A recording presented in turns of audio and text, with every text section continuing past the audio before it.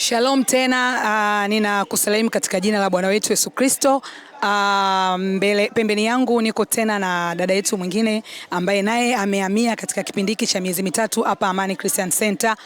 Tunamshukuru Mungu kwa ujio wao wageni na wanaendelea kuja.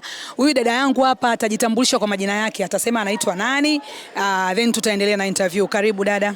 Asante. Kwa majina yako tafadhali? Naitwa Joyce James. Joyce James, unatokea wapi hapa Dar es Salaam? Natokea Kinyerezi. Okay, dada Joyce, tumeona kati ya watu walioinuliwa kwenye hii Jumatatu ya Pasaka ambayo tulikuwa tunapata chakula na baba yetu Askofu Malaika wa kanisa hili Dr. Lawrence Kameta. Tumekuona ukiinuka kama mgeni. Sasa tunatamani, na mtazamaji wangu anatamani kujua, ilikuwa kuwaje ukaonekana ukajikuta umekuja kanisa la Amani, ilikuwa kuwaje?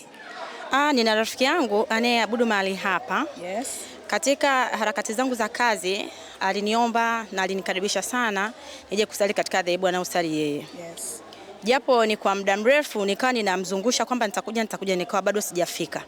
Lakini namshukuru Mungu, Jumapili iliyopita niliweza kufika mahali hapa nikasali. Alifurahi sana na mimi pia nilifurahi sana kwa sababu ni ibada ilinivutia sana ibada. Wow. Kuanzia sifa, mahubiri na kila kitu. Nilijisikia amani sana. Sawa. Kwa hiyo kuanzia sasa ni mshirika wenu. Wow. Jamani, unaona? Kumbe ukidea kukanyaga kanisa la Amani, ukijaribu, ukiweka uthubutu wa kujaribu kuja kanisa la Amani, yani sidhani kama utatoka. Yani hauwezi kutoka kwa sababu hapa kuna nguvu kubwa ya Mungu. Atatuambia ni kitu gani. Inawezekana ni kweli alijikuta amealikwa akaja. Kumbuka alialikwa tu lakini akajikuta amepata amani ya kuabudu hapa.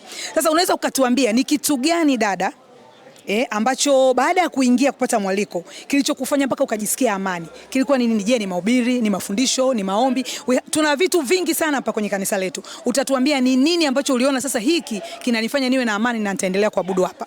Kuanzia sifa. Okay. Nilibarikiwa sana na sifa. Safi sana. Baada ya sifa, mahubiri, neno, wow, na kila kitu. Na pia upendo wenu kwetu sisi wageni. Ndio. Walikupokea kwa upendo? Walinipokea kwa upendo sana, kwa furaha, nilijisikia amani sana. Mungu akubariki sana. Jamani, kanisani kwetu kuna upendo. Kanisani kwetu kuna ukaribisho mzuri. Hebu jaribu nawe kuja siku moja. Dada ametuambia vizuri sana hapa dada Joy.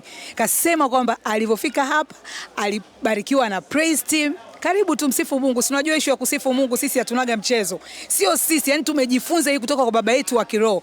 Baba yetu kwenye kusifu, nadhani mnaoangalia sana ibada zetu, hakaagi chini kama mtu fulani hivi mwenye cheo. Huwa anavua status zake, anavua vyeo vyake, anamsifu Mungu kama Mfalme Daudi alivyomsifu Mungu. Kwa wakati huu tena ninakushukuru dada kwa sababu umekuwa baraka pia, na sisi tunajisikia vizuri kuwa na wewe na tunaendelea kukaribisha siku. Una vikundi vingi vya kusifu hapa, karibu sana. Unakaribishwa kama una sauti ya kuimba, karibu sana. Ni mwimbaji pia.